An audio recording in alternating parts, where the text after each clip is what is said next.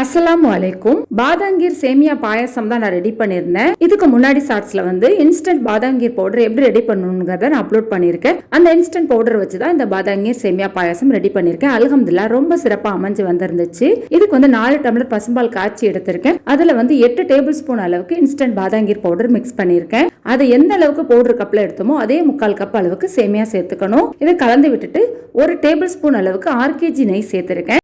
எதுக்கு நெய் சேர்த்திருக்கேன் அப்படின்னா, நெய் சேர்க்கும் போது சேமியா பாயாசத்துல ஒன்னோட ஒண்ணு ஒட்டிக்கிட்டு அடிஞ்சு போகாம உதிரி உதிரியா ரொம்ப சூப்பரா இருக்கும். எவ்வளவு நேரம் ஆனாலும் உதிரி உதிரியா பாயாசம் ரொம்ப சூப்பரா இருக்கும். 8 நிமிஷம் கொதிச்சதுக்கு அப்புறம் 2 டேபிள் ஸ்பூன் ஜீனி சேர்த்துட்டு ஆஃப் பண்ணிடலாம். இன்ஸ்டன்ட் மிக்ஸ்ல உள்ள இனிப்பே போதுமான அளவு. பாயாசம் அப்படிங்கறதுனால கூடுதலா தித்திப்பு வேணுங்கிறதுக்காக 2 டேபிள் ஸ்பூன் ஜீனி சேர்த்திருக்கேன். உங்களுக்கு வேணாண்டா ஸ்கிப் பண்ணிக்கோங்க. அல்ஹம்துலில்லாஹ் 8 நிமிஷத்துல சூப்பரான பாதாங்கீர் சேமியா பாயாசம் ரெடி. அல்ஹம்துலில்லாஹ் செம்ம டேஸ்டா இருந்துச்சுங்க. இந்த பாயாசத்தோட டேஸ்ட் அடிச்சுக்கவே முடியாது. கண்டிப்பா நீங்களும் ட்ரை பண்ணி பாருங்க.